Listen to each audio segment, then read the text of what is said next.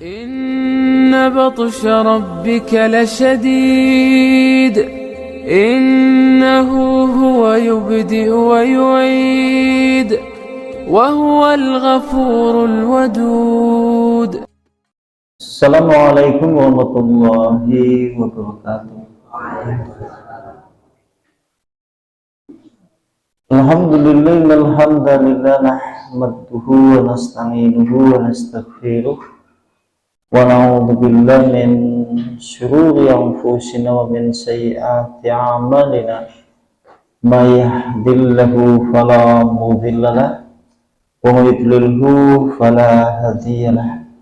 Asyhadu an la ilaha illallah bi wahdaniyah wa asyhadu anna Muhammadan abduhu wa rasuluh la nabiyya wa rasulullah ba'da.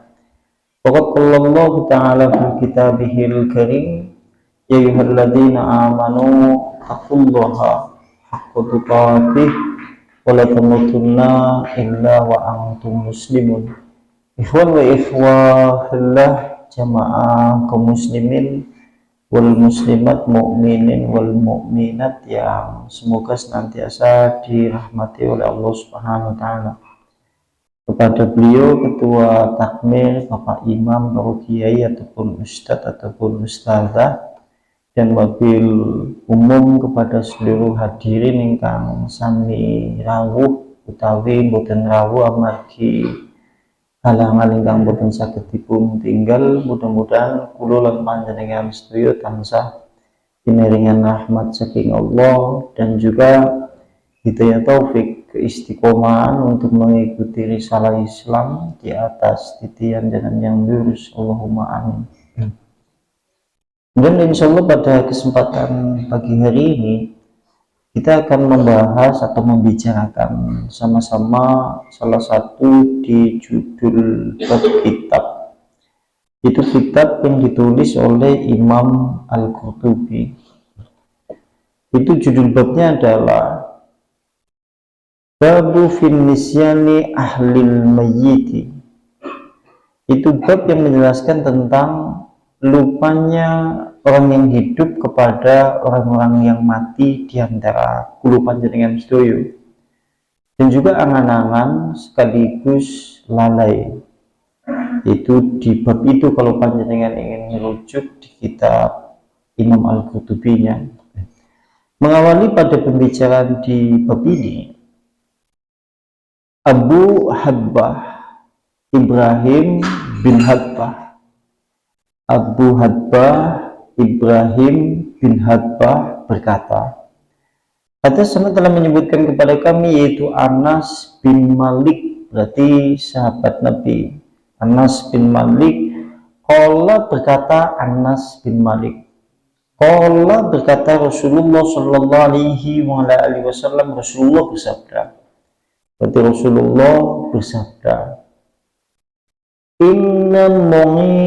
Inna musyingil janazah qad wukilla bihim malakun fahum mukhtamuna mahzununa hatta idha aslamuhu fi dhalikal qabri.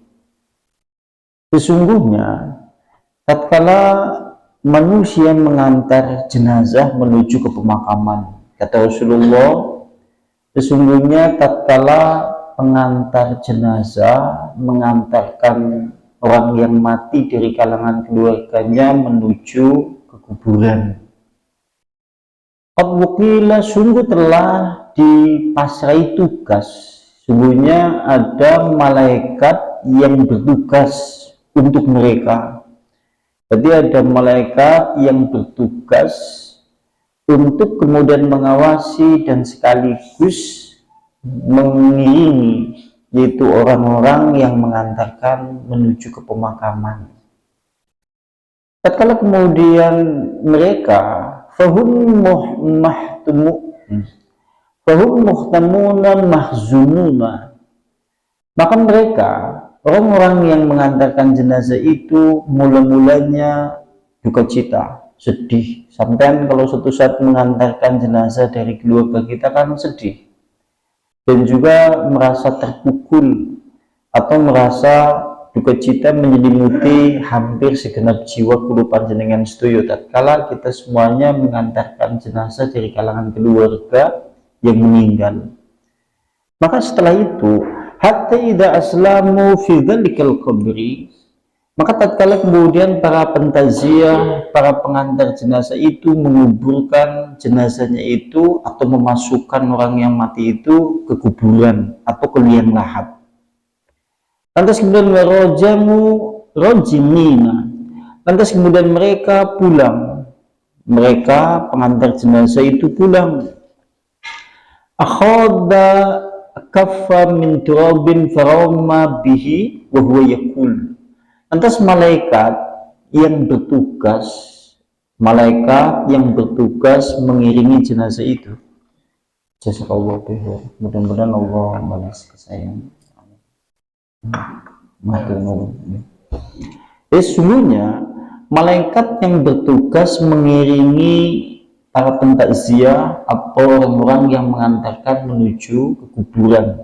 Malaikat itu lantas kemudian mengambil segenggam debu, lantas kemudian melemparkannya. Malaikat menjiut segenggam lemah, lemparkan kepada orang-orang yang mengantarkan jenazah itu. Kalimatnya seperti itu. Lantas kemudian malaikat itu berkata, irji'u ila diyarikum, pulang sopo siro kabeh illa diyarikum maring umah-umah sampean, atau pulanglah kalian semuanya itu menuju rumah-rumah kalian. Kata malaikat seperti itu, pulanglah kalian semuanya itu menuju rumah-rumah kalian. Ansakumullahu mautakum, maka mudah-mudahan Allah Subhanahu wa taala melupakan kepada kalian terhadap orang-orang yang mati dari orang-orang yang kalian cintai dulu di dunia. Kalimatnya seperti itu. Malaikat panjur sanjang, mudah-mudahan Allah Subhanahu wa taala melupakan kalian semuanya kepada keluarga atau orang-orang yang telah dicintai dulu tatkala di dalam kehidupan dunia yang telah mati di antara kalian. Mugi-mugi panjenengan sami supek kambi wong-wong sing sami pecah dari kalangan keluarga-keluarga panjenengan. Sanjangan malaikat kados mekaten. Lantas berikutnya, fayamsuna mayyitahum. Lantas kemudian mereka keluarga si mayit dalam waktu jangka lama atau dalam waktu jangka yang telah ditentukan, akhirnya mereka lupa kambi wong-wong sing mati dari kalangan keluarga kita. Sampai duwe keluarga sing sami ninggal nopo mboten? Ada. Saiki buktine wis kelalen. Anu ya wis kelalen. Iya wis diwisi-wisi jere. Oh, mentang-mentang wis diwis wis kabeh iki ya. Wis. Lantas mereka kemudian dari kalangan orang-orang yang hidup akhirnya melupakan orang-orang yang mati dari kalangan keluarga-keluarga kita. Akhirnya kita lupa. Buktine nyuwun sewu. Wong tuane dewek isi kelingan lucu-lucu. Tapi mbah buyute dewek sampean wis kelalen. Kan wis kelalen. Atau mungkin apalagi yang di atasnya lagi, bisa misupe sedoyo rata-rata kados mekaten. Kan kados mekaten. Dan kita juga hampir-hampir jarang mengingat keluarga kita yang telah meninggal, karena memang malaikat itu kemudian yang bertugas yaitu mengantar atau mengiringi jenazah pernah sanjang kados mekaten disebutkan di dalam kitab ini menurut hadis ini. Lantas berikutnya, wa yakhuduna, lantas kemudian mereka wong-wong sing urip begitu keluarganya wis ninggal, wis dikubur, padahal dulu adalah orang yang dicintai, entah itu ayah, ibu, istri, ataupun suami, atau bahkan anaknya yang paling ia cintai dulu. Lantas begitu kemudian jenazah itu telah dikuburkan dalam waktu tertentu, akhirnya kemudian manusia itu kembali beraktivitas jual beli atau di pertanian, atau beraktivitas untuk kehidupan dunia lagi. Jadi kan itu ya. Jadi kan akhirnya sing dodol yang balik dodol, maning. Apa sampean gak sedih terus? Kan orang mbok sing dodol ya dodol maning. Sing gaweane mengsawah ya biasa maning mengsawah maning. Malah disebut maning ya rene. Seperti itu. Lantas kemudian ka'annahum lam yakunu minhu, maka seakan-akan panjenengan sira kabeh atau seakan-akan kemudian orang-orang yang mati dari keluarga panjenengan itu bukan bagian dari panjenengan. Artinya ngasih manusia kelalen banget kambi wong-wong sing wis mati dari kalangan keluargane, seakan-akan gandeng wis banget kelalene, kayak seolah-olah kayak udah wis keluargane. Iya napa mboten? Ini ya. Dan juga walam yakun minhum, bahkan orang-orang yang mati itu atau kemudian panjenengan sedaya seakan-akan juga bukan keluarga mereka, dan mereka pun seakan-akan wis bukan keluarga kita. Makanya kemudian di sini dimasukkan ke dalam bab kelalene sing urip kambi sing mati dari kalangan keluargane dewek, dan sekaligus yaitu angan-angan yang ada di dalam kehidupan dunia sekaligus kelalaian terhadap kematian itu sendiri. Berdasarkan hadis ini, maka kemudian di situ menunjukkan kulo panjenengan sedaya ternyata memang lupa kepada orang-orang yang telah mati di antara kita dari kalangan keluarga kita yang kita cintai. Di sini mengandung hikmah. Karena hikmahnya, ya di sini ada hikmahnya. Hikmahnya adalah menurut Hasan Basri tatkala beliau menjelaskan hadis tadi. Jadi Hasan Basri menyebutkan di dalam hadis tadi, al-haflatu wal amalu, lalai kita kepada orang-orang yang telah mati, atau lalai kita kepada orang-orang yang telah meninggal, atau kemudian angan-angan yang ada di dalam kehidupan dunia, maka ini adalah nikmatani ngadimatani, dua kenikmatan yang sangat besar. Maksudnya sing jenengane dewek wis ora kelingan kambi sing mati, wis ora sedih maning, wis ora susah maning.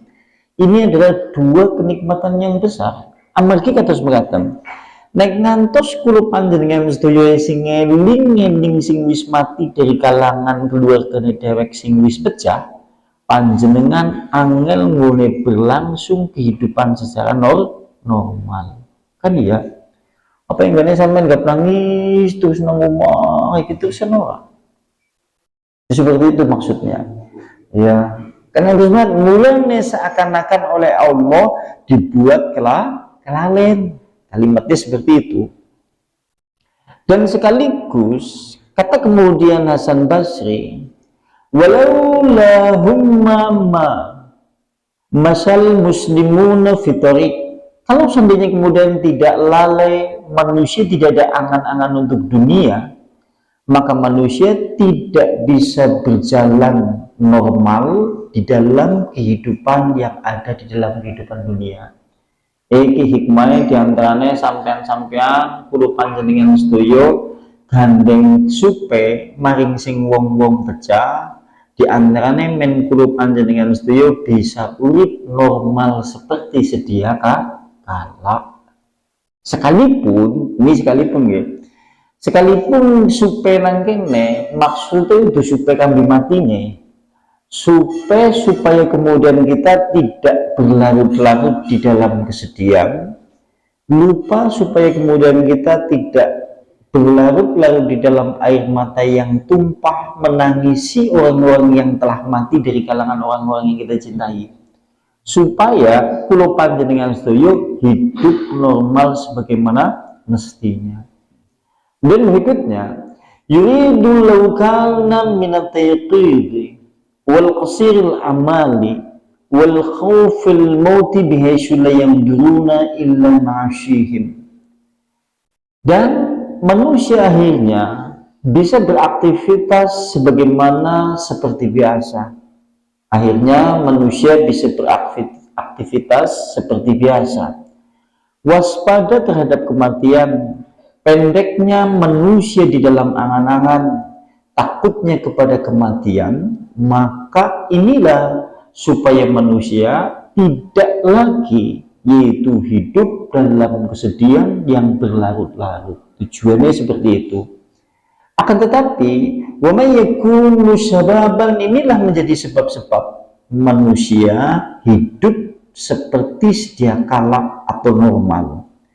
Akan tetapi, oleh karena itulah Rasulullah sanjang aksiru hadimil lada, sering-sering sopo panjenengan sedoyo ngeling-ngeling mati. Sekalipun dewek wis dikelalenakan bising biyen, men dewek bisa urip normal, itu dilupakan oleh Allah kepada orang-orang yang telah mati dari kalangan keluarga kita. Itu tujuannya men dewek bisa urip normal. Tapi dewek ora kena, yaitu ora kena bener-bener kelalen kan bima mati. Oleh karena itulah Rasulullah sanjang aksiru akeh-akeh sopo panjenengan sedoyo ngekeh-ngekehi itu bizikri kelawan emut hadimil ladha, pemutus kelezatan yaitu mati. Oleh karena itulah seperti itu. Dan berikutnya disebutkan pula di dalam riwayat yang lain, Allah subhanahu wa ta'ala, sungguhnya Allah subhanahu wa ta'ala lama masaha ala dhahri Adam, tatkala Allah subhanahu wa ta'ala mengusap yaitu punggung Adam alaihissalam. Tatkala Allah subhanahu wa ta'ala mengusap punggung Nabi Adam alaihissalam, pakai dewek itu Nabi Adam. Fastahroja duriyatahu, maka kemudian lahirlah atau ada anak keturunan anak Adam yang banyak, sehingga kemudian Nabi Adam berkembang pesat jadi akeh menungsa sing urip nang alam dunia. Seperti itu. Qalat malaikatu, maka malaikat berkata kepada Allah, malaikat kemudian sanjang maring Allah, Rabbi latasyamuhumul ardu, sungguh Allah subhanahu wa ta'ala bumi yang ia pijak untuk anak Adam dan keturunannya tidak pernah akan menampung dan mencukupi jika kemudian anak keturunan Adam itu berkembang pesat. Ya Allah, ewan dengan anak Adam keturunan iki berkembang pesat terus, maka bumi sing dinggoni nang anak Adam ora bakal cukup. Kalimatnya seperti itu. Maka Allah subhanahu wa ta'ala berfirman, inni jangilun mauta, maka oleh karena itulah kula Allah akan menciptakan yang namanya mati. Oleh karena itulah Allah kemudian menciptakan mati. Lantas kemudian qalat, berkata malaikat kemudian berkata, jika ada kematian wahai Allah subhanahu wa ta'ala, maka sungguh manusia tidak bisa hidup sebagaimana mestinya, dia akan senantiasa berduka cita. Ya Allah, kalau suatu saat kemudian ada kematian, lantas manusia yang nanti hidup, dia tidak bisa hidup sebagaimana mestinya, sedih terus. Maksudnya seperti itu. Lantas kemudian qala, berkata Allah subhanahu wa ta'ala, inni jamilun ammala, oleh karena itulah aku menciptakan yaitu angan-angan. Angan-angan di sini maksudnya adalah angan-angan untuk dalam kehidupan dunia atau ambisi terhadap kehidupan dunia. Oleh karena itulah Allah subhanahu wa ta'ala menciptakan yaitu angan-angan, yaitu ambisi di dalam kehidupan dunia. Maka kemudian dijelaskan oleh penulis kitab, maka yang namanya angan-angan di dalam hidup, rahmatun minallahi ta'ala, termasuk rahmat dari Allah. Tujuannya adalah supaya manusia melupakan orang-orang yang mati dari kalangan keluarga mereka. Sama penjelasannya seperti tadi. Anak angan-angan ambisi wong urip nang alam dunia, tujuannya men sampean aja kelingan terus kambi wong-wong sing wis mati dari kalangan keluargane dewek. Itu seperti itu. Dan sekaligus mereka bisa kokoh atau bisa hidup semestinya di dalam perkara-perkara dunia. Dan mereka semakin semangat di dalam bekerja.